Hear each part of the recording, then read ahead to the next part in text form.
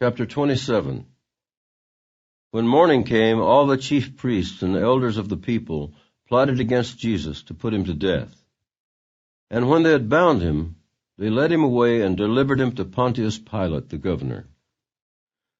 Then Judas, his betrayer, seeing that he had been condemned, was remorseful, and brought back the 30 pieces of silver to the chief priests and elders, saying, I have sinned by betraying innocent blood. And they said, What is that to us? You see to it. Then he threw down the pieces of silver in the temple and departed, and went and hanged himself. But the chief priests took the silver pieces and said, It is not lawful to put them into the treasury, because they are the price of blood. And they consulted together, and bought with them the potter's field, to bury strangers in. Therefore that field has been called the field of blood to this day. Then was fulfilled what was spoken by Jeremiah the prophet, saying, And they took the 30 pieces of silver, the value of him who was priced, whom they of the children of Israel priced, and gave them for the potter's field, as the Lord directed me. Now Jesus stood before the governor, and the governor asked him, saying, Are you the king of the Jews? Jesus said to him, It is as you say. And while he was being accused by the chief priests and elders, he answered nothing. Then Pilate said to him, Do you not hear how many things they testify against you? But he answered him not one word, so that the governor marveled greatly. Now at the feast the governor was accustomed to releasing to the multitude one prisoner whom they wished. And at that time they had a notorious prisoner called Barabbas. Therefore, when they had gathered together, Pilate said to them, Whom do you want me to release to you, Barabbas or Jesus, who is called Christ? For he knew that they had handed him over because of envy. While he was sitting on the judgment seat, his wife sent to him, saying, Have nothing to do with that just man, for I have suffered many things today in a dream because of him. But the chief priests and elders persuaded the multitudes that they should ask for Barabbas and destroy Jesus. The governor answered and said to them, Which of the two do you want me to release to you? They said, Barabbas. Pilate said to them, What then shall I do with Jesus, who is called Christ? They all said to him, Let him be crucified. Then the governor said, Why, what evil has he done? But they cried out all the more, saying, Let him be crucified. When Pilate saw that he could not prevail at all, but rather that a tumult was rising, he took water and washed his hands before the multitude, saying, I am innocent of the blood of this just person. You see to it. And all the people answered and said, His blood be on us and on our children. Then he released Barabbas to them, and when he had scourged Jesus, he delivered him to be crucified. Then the soldiers of the governor took Jesus into the praetorium and gathered the whole garrison around him. And they stripped him and put a scarlet robe on him. When they had twisted a crown of thorns, they put it on his head and a reed in his right hand. And they bowed the knee before him and mocked him, saying, Hail, King of the Jews! Then they spat on him and took the reed and struck him on the head. And when they had mocked him, they took the robe off him, put his own clothes on him, and led him away to be crucified. Now as they came out, they found a man of Cyrene, Simon by name. Him they compelled to bear his cross.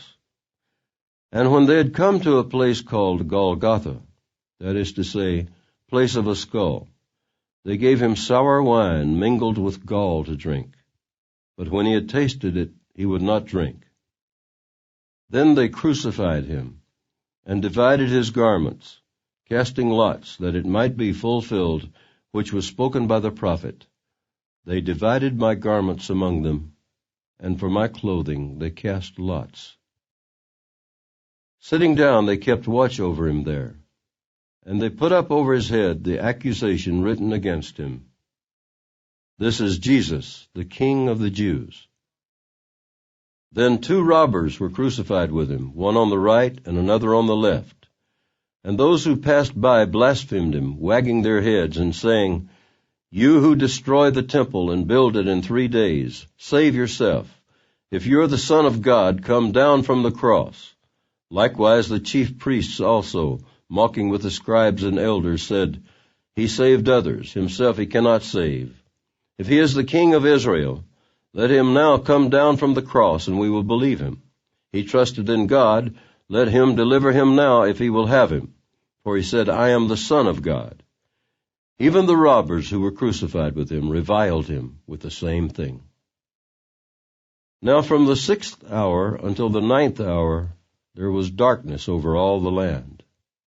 And about the 9th hour Jesus cried out with a loud voice, saying, "Eloi, Eloi, lama sabachthani?" That is, my God, why have you forsaken me?"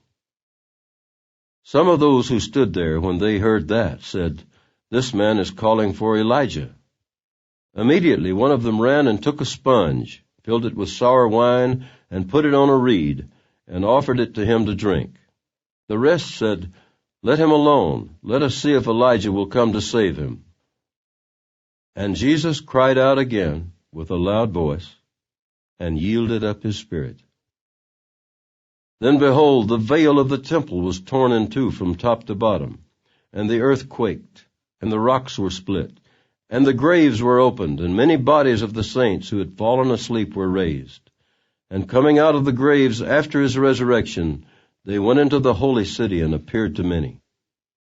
So when the centurion and those with him who were guarding Jesus saw the earthquake and the things that had happened, they feared greatly, saying, "Truly this was the Son of God."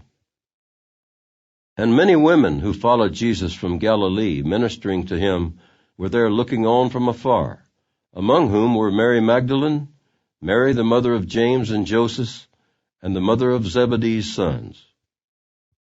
Now when evening had come, there came a rich man from Arimathea, named Joseph, who himself had also become a disciple of Jesus. This man went to Pilate and asked for the body of Jesus. Then Pilate commanded the body to be given to him. When Joseph had taken the body, he wrapped it in a clean linen cloth, and laid it in his new tomb, which he had hewn out of the rock, and he rolled a large stone against the door of the tomb, and departed. And Mary Magdalene was there, and the other Mary, sitting opposite the tomb. On the next day, which followed the day of preparation, the chief priests and Pharisees gathered together to Pilate, saying, "Sir, we remember, while he was still alive, how that deceiver said, 'After 3 days I will rise.' Therefore command that the tomb be made secure until the 3rd day, lest his disciples come by night and steal him away, and say to the people, 'He has risen from the dead.' So the last deception will be worse than the first." Pilate said to them, "You have a guard. Go your way. Make it as secure as you know how."